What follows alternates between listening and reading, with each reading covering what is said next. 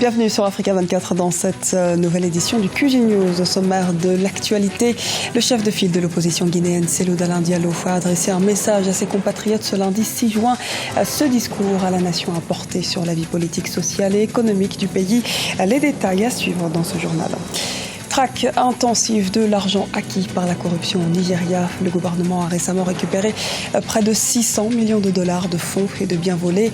Le pays est également dans l'attente de la restitution de l'équivalent de 321 millions de dollars dissimulés à l'étranger. Et puis en Côte d'Ivoire, l'Observatoire social international Afrique subsaharienne prépare la COP22. Ce dimanche, il a réuni à Abidjan plusieurs experts à cet effet. Comme de nombreux pays, la Côte d'Ivoire est préoccupée par les changement climatique puisqu'elle est située dans une région vulnérable. Mais d'abord, les fidèles de l'ancien opposant Agathon Rwasa montent au créneau au Burundi. Le parti d'opposition FNL vient de publier une déclaration virulente à l'encontre du parti au pouvoir, accusant le CNDD-FDD de, je cite, dérive totalitaire et de vouloir rétablir le système du parti unique.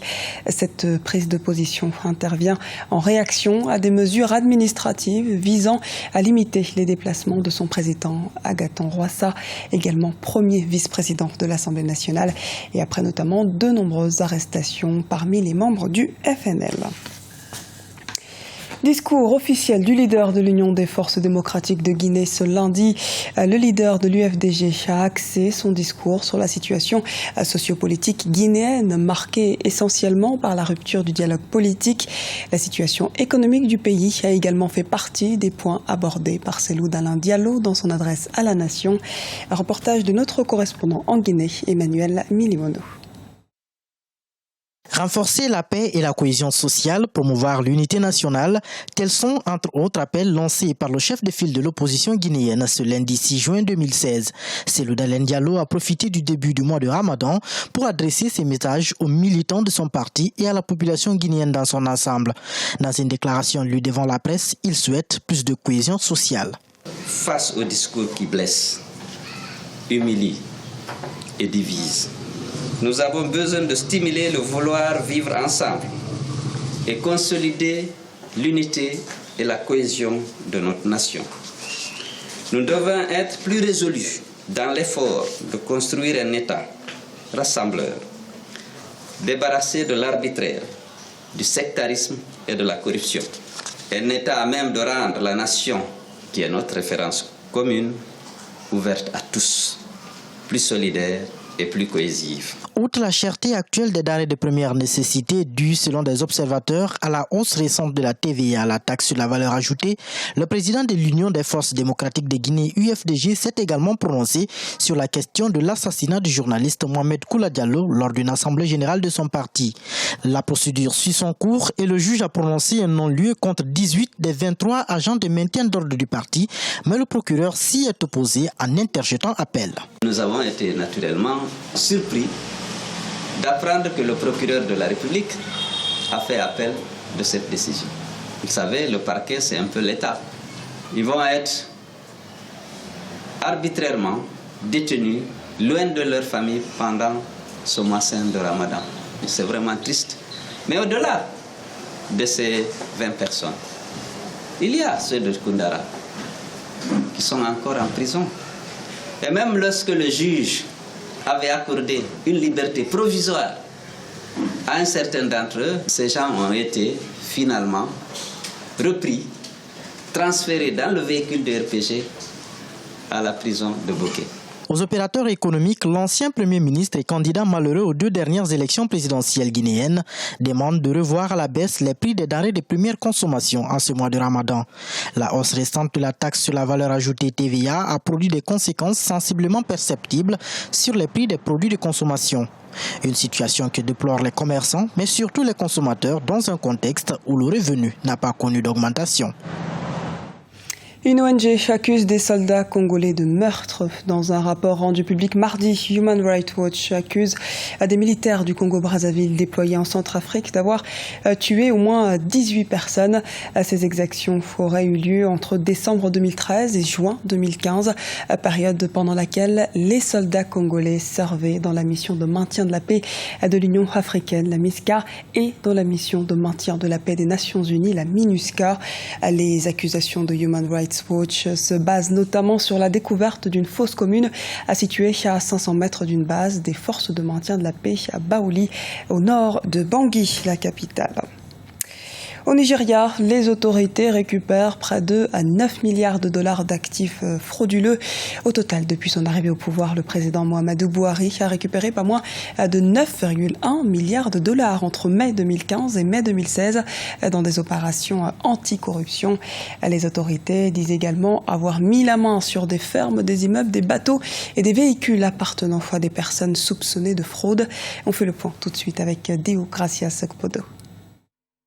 Les autorités nigériennes entendent multiplier les efforts visant à lutter contre la corruption qui constitue un handicap majeur à l'économie de la plus grande puissance économique d'Afrique. Récemment, plus de 9 milliards de dollars provenant des actifs frauduleux ont été remis dans les caisses de l'État. Les autorités ont également déclaré avoir saisi plusieurs biens matériels appartenant à des personnes soupçonnées de fraude. Des mesures que de nombreux analystes estiment salutaires pour la croissance économique du géant ouest-africain. On peut bien se féliciter de ce type d'action qui, à mon avis, pourrait effectivement être une solution assez intéressante pour combattre la corruption dans nos pays. Le Nigeria a eu la chance d'avoir quelqu'un qui est décidé à combattre la corruption. Ça peut être une très bonne solution, mais enfin, il faut avoir des gens qui soient forts et qui soient propres et qui puissent mettre ce type d'action en œuvre. Maintenant, est-ce que le Nigeria, ce que le Nigeria a adopté comme mesure peut être transposé directement dans d'autres pays?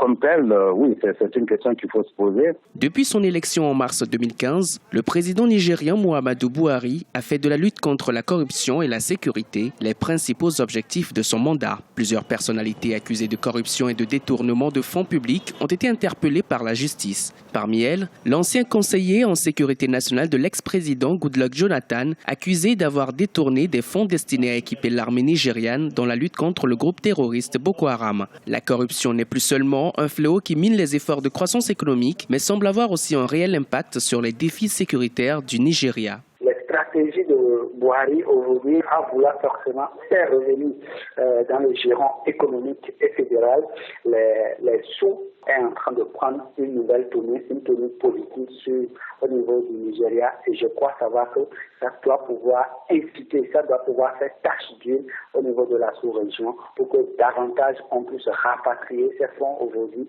qui constituent des manques à gagner qui, jadis, normalement devraient servir au programme d'investissement public au niveau de nos États. Selon l'ONG Transparency International, en 2015, le Nigeria a été classé au 36e rang parmi les pays les plus corrompus au monde. En mai 2016, la Commission des crimes économiques et financiers a organisé une marche contre la corruption à Abuja, la capitale. Cette commission annonce aussi une initiative de campagne de sensibilisation visant à s'assurer que les enfants et les jeunes rompent avec la corruption, les crimes économiques et financiers dans leur ensemble. Dans l'actualité nigérienne également, le président nigérian Muhammadu Buhari s'est rendu lundi à Londres pour des problèmes de santé, comme le prévoit la Constitution. C'est le vice-président Yemi Osinbajo qui dirige le pays en son absence.